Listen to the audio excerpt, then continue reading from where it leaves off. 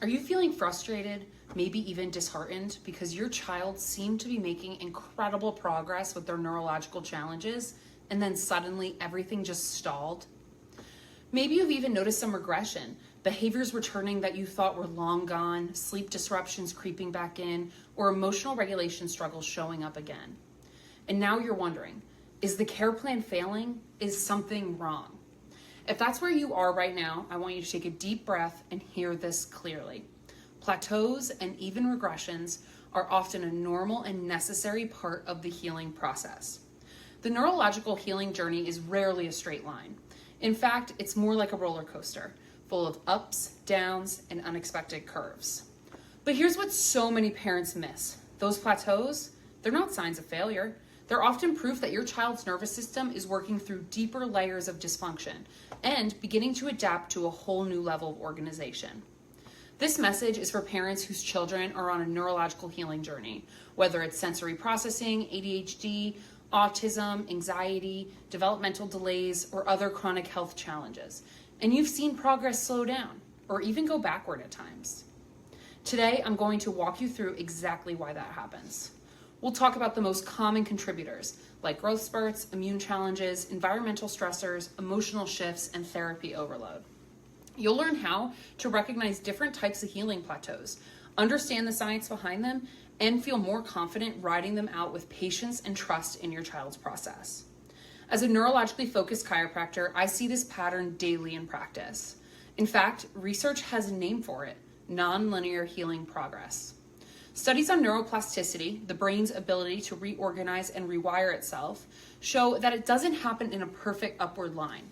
Instead, the brain forms new connections and sometimes even new neurons and waves, bursts of change followed by consolidation.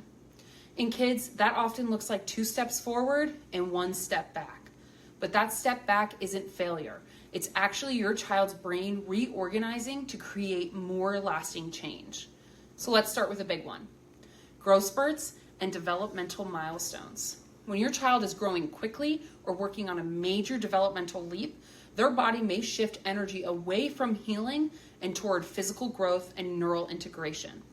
This can show up as mood swings, disrupted sleep, or a short-term dip in other areas of progress.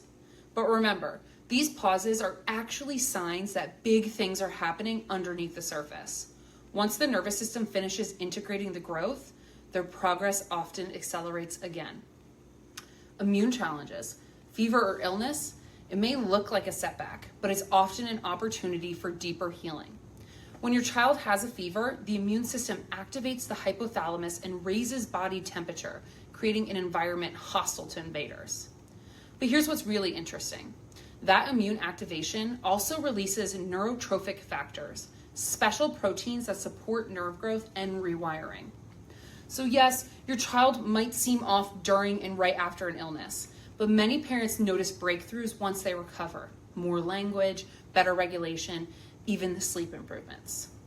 Environmental stressors. This one is sneaky. Kids with sensitive nervous systems are especially reactive to toxins, and they're everywhere. Pesticides in food, heavy metals in water, flame retardants in furniture, VOCs in cleaning products, mold in older homes. All of these stressors can disrupt normal brain and nerve function, and when they accumulate, it's no surprise that progress seems to pause. The good news is, once identified and removed, the nervous system can usually rebound quickly. Emotional stress and life transitions. Big emotional changes, a new school year, a shift in routine, even subtle family stress can send a child's nervous system right back into fight or flight mode. For a neurodivergent or highly sensitive child, that stress response is amplified. Cortisol and adrenaline flood the system, making regulation harder and healing slower. We often see subluxations form during these times as the nervous system gets thrown off balance, and that's exactly why consistent chiropractic care is so crucial during transitions. Medication and therapy overload. Let's be honest, we live in a world that pushes more meds, more appointments, more interventions.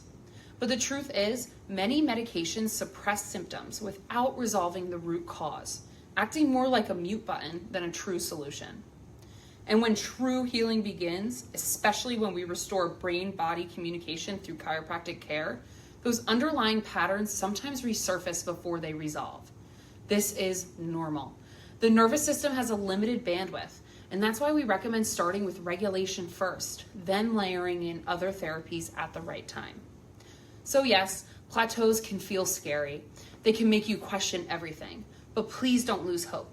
In most cases, it's simply one or more of these outside stressors putting a bit of a headwind in play. And once that stressor passes or your child builds more adaptability, they move right through it. They bounce back, they hit a breakthrough, and they keep going. This is the natural rhythm of healing. You haven't lost progress. Your child's brain is just doing the work it needs to do to make the next leap. Trust the process, trust their nervous system, and know that you are not alone. We're here to walk this journey with you.